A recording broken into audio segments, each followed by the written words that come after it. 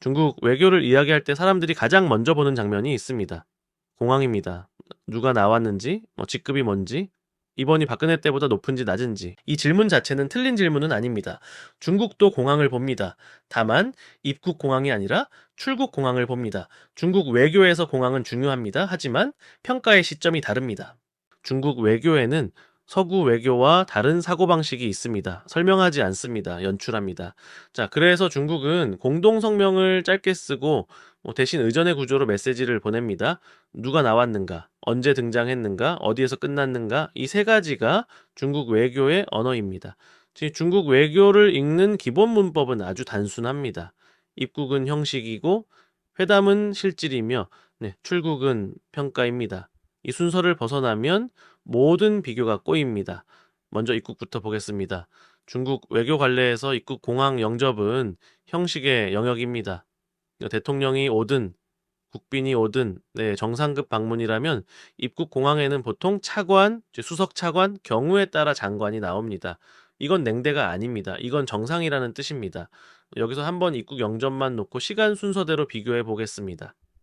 2013년 박근혜 대통령 방중 당시 중국은 외교부 2인자인 상무부 부장을 공항에 보냈습니다.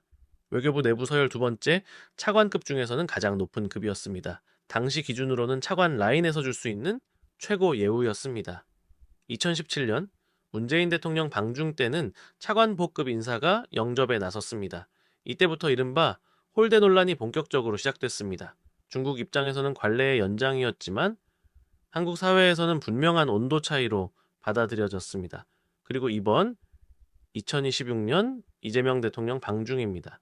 이번에는 외교부 인사가 아니라 타 부처의 현직 장관, 과학기술부 부장 인허주인이 공항에 나왔습니다.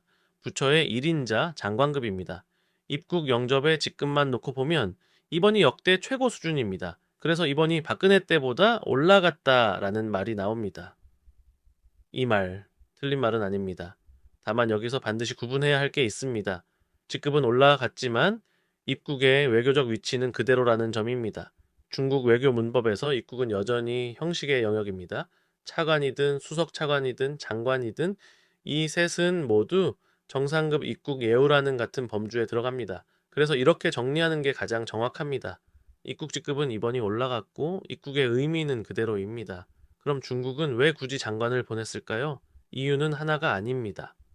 먼저 문재인 정부 시절 차관보 영접이 홀대 논란으로 번졌던 경험. 중국은 그걸 분명히 기억하고 있습니다. 그래서 이번에는 말이 나오지 않게 차관도 아니고 수석 차관도 아니고 아예 장관을 보냈습니다. 이건 외교 격상이라기보다 논란 차단을 포함한 의도적 상향 조정입니다. 여기서 하나 더 짚어볼 대목이 있습니다. 공항 영접에 나온 인허주는 단순한 장관이 아닙니다. 중국 과학기술부 부장은 지금 중국이 한국과의 관계에서 가장 중시하는 분야, 즉 공급망과 첨단 기술 협력을 총괄하는 부처의 수장입니다. 외교부 인사가 아니라 기술부처 장관을 전면에 세운 건 이번 방중을 외교 이벤트로만 보지 않겠다라는 상징적 선택이기도 합니다. 유는 유대로 갖추면서 동시에 한국 대통령에게 중국은 기술과 공급망 협력을 중요한 의제로 보고 있다는 메시지를 의전 장면을 통해 함께 전달한 셈입니다. 그래서 인허준의 등장은 단순한 격상이라기보다 이유와 실무 메시지를 동시에 담은 다목적 카드로 해석하는 게 가장 정확합니다. 이제 중요한 지점으로 넘어가야 합니다. 차이는 입국이 아니라 그 다음입니다.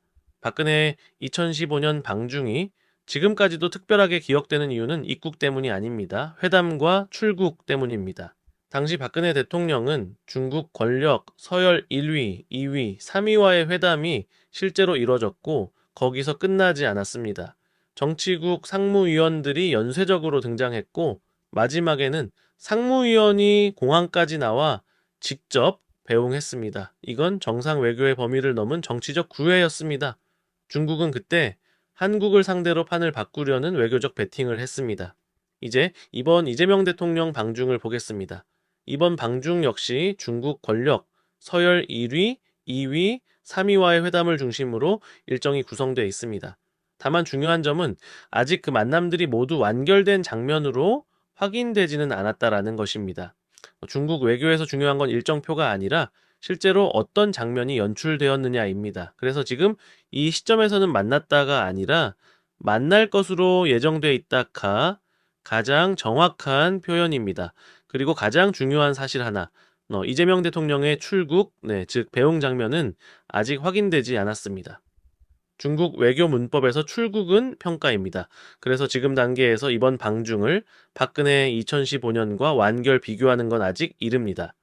출국 장면에 따라 해석은 완전히 달라집니다.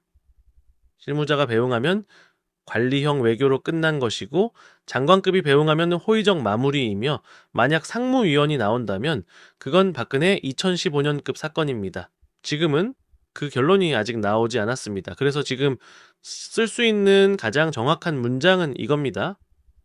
입국 영접 직급만 보면 이번 방중은 박근혜 때보다 올라갔다. 그러나 중국 외교 문법상 입국은 여전히 형식의 영역이며 방문의 평가는 출국 장면에서 완성됩니다. 이번 방중의 평가는 아직 내려지지 않았습니다.